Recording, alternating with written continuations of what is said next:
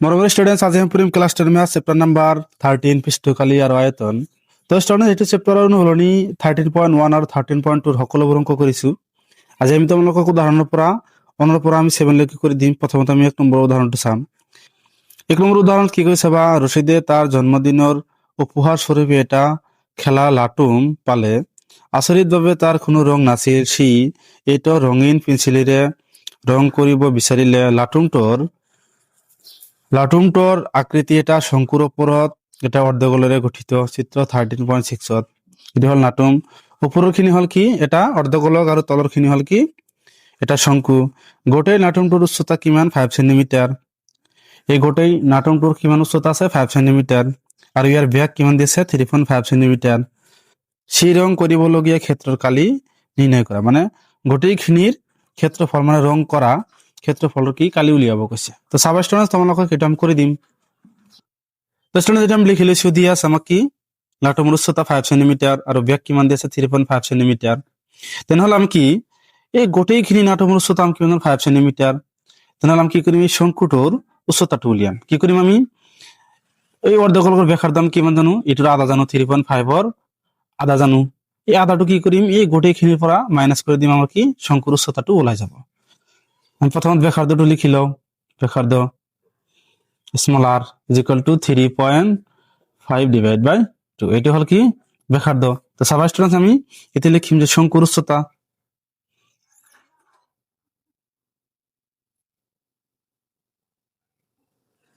তোমাকে small h ধৰিবা। কি কৰিম? গোটেইখিনিৰ পৰা এটা মাইনাছ কৰি দিম। গোটেইখিনি কিমান আছে? 5 মাইনাছ কিমান হ'ব?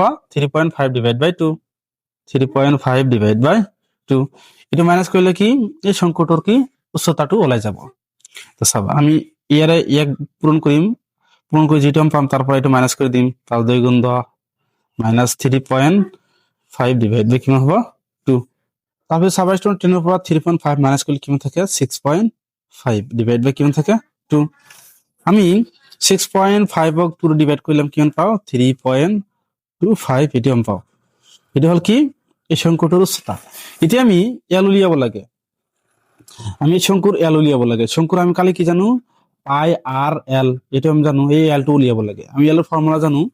আমি লিখি দিম যে আমি জানো যে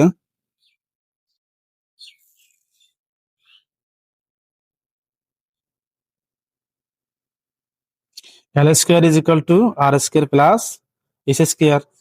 আমাক যেহেতু এল লাগে, এল টু স্কোয়ারটো তুলে দিলে ইয়াত কি হ'ব? ৰুট আর স্কোয়ার এস স্কোয়ার। আর মানে আমি কিমান জানো? 3.5 ডিভাইড বাই 2, এইটো জানো আমি আর। 3.5 ডিভাইড বাই 2 স্কোয়ার প্লাস এইচ মানে আমি কিমান জানো? 3.25 স্কোয়ার। তো এছাড়া তোমালোকে এটা স্কোয়ার করি যোগ করে দিবা। যোগ করার পিছত বর্গমূল ওলাবা। আমার কিমান ওলাব? 3.7 সেন্টিমিটার। এটি প্রায় লিখি দিবা, এটি প্রায় হব। তাছাড়া তোমালোকক আমি কৰি নিদিও, এটি কৰি দিলে বহুত সময় লাগিব, ভিডিওটো ডাঙৰ হ'ব। সেইকাৰণে তোমালোকক কৰি দিয়া নাই, তোমালোকে কৰি ল'বা। এতিয়া আমি কি কৰিম? লিখি দিবা যে এতিয়া মুঠ লাটুমৰ ক্ষেত্ৰৰ কালি ইজিক্যাল টু শংকুৰ অৰ্ধগোলকৰ কালি। এটা আমি লিখিম, আমাৰ অ্যান্সাৰটো ওলাই যাব। শঙ্কুৰ কালি আৰু অৰ্ধগোলকৰ কালি আমি যোগ কৰি দিম, আমার অ্যান্সারটো ওলাই যাব। চাবা, তো এটার নাম কি? শঙ্কুর কালি আমি কিমান জানো? লিখি দিবা পাই আর এল প্লাস অর্ধগোলক কালি আমি কি জানো? 2 পাই আর স্কয়ার। এটা আমি জানো কি অৰ্ধগোলকৰ কালি। এতিয়া আমি মানবোৰ বহাই দিম। চাবা, পাইৰ মানে আমি কিমান জানো? 22 ডিভাইড বাই 7, এটা আমার কোশ্চেনত দিয়া আছে।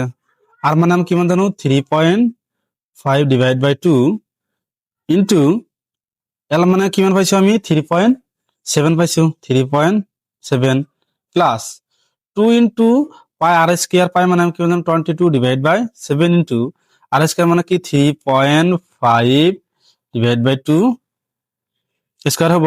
এর সকল লগত কি সেন্টিমিটার আছে, যেহেতু আমি কালি ওলাই আছো, তেনেহলে সেন্টিমিটারটো কি হব? বর্গ হব, মানে স্কয়ার হব। চাবা ষ্টুডেন্টস চাবা ষ্টুডেন্ট 22 ডিভাইড বাই 7 22 ডিভাইড বাই 7 এটা আমি কমন ল'ব পাৰো 3.5 ডিভাইড বাই 2 3.5 ডিভাইড বাই 2 ইয়াত দুটা আছে এটা আৰু এটা কমন ল'ম তেনেহ'লে কিমান থাকে 22 ডিভাইড বাই 7 ইনটু 3.5 ডিভাইড বাই 2 এটা আমি কমন লৈছো তেনেহ'লে ইয়াত কিমান থাকে 3.5 প্লাস ইয়াত কিমান থাকে 2 ইনটু ইয়াৰ পৰা দুটাৰ পৰা এটা কমন লৈছো তেনেহ'লে কিমান থাকে এটা 3.5 ডিভাইড বাই 2 সেন্টিমিটার স্কয়ার এই 2 আৰু 2 কি কেনসেল তেনেহ'লে কিমান থাকে 22 ডিভাইড বাই 7 ইনটু 3.5 ডিভাইড বাই 2 ইনটু ইয়াত কিমান থাকে 3.5 প্লাস 3.5 এটো থাকে তো এটা 3.5 নহয় এটা কি হ'ব 3.7 এটো কি হ'ব 3.7 সরি স্টুডেন্টস তো স্টুডেন্ট এটা আমি পাইছো আমি 2 ৰে ইয়াক ডিভাইড কৰিম কিমান হ'ব 11 7 ৰে ইয়াক ডিভাইড কৰিলে কিমান পাও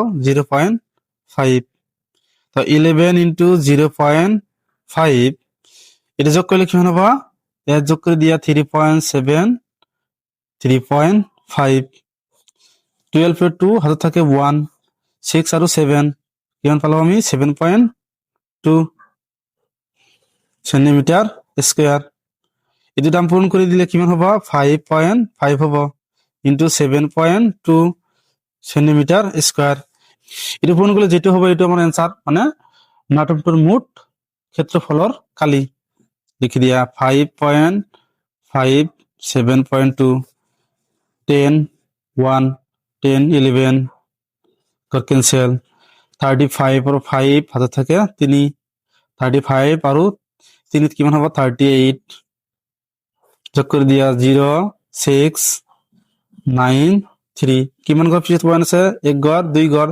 ইয়াতে কিমান হ'ব দুই গড় পিছত পয়েন্ট হ'ব 39.60 হ'ব এটা তোমালোকে ইনকো লিখিব পাৰা 39.6 সেন্টিমিটাৰ স্কয়াৰ আসলে লিখি দিবা যে এতেকে নাটমটোৰ ক্ষেত্ৰৰ কালি is equal to 39.6 centimetre square এটি হবে কি আমাৰ উত্তৰ তো স্টুডেন্টস এলাকে কৰিব লগিয়া আছে স্টুডেন্টস যদি ভিডিওটো ভাল লাগে চ্যানেলটো সাবস্ক্ৰাইব কৰি দিবা থ্যাংক ইউ স্টুডেন্টস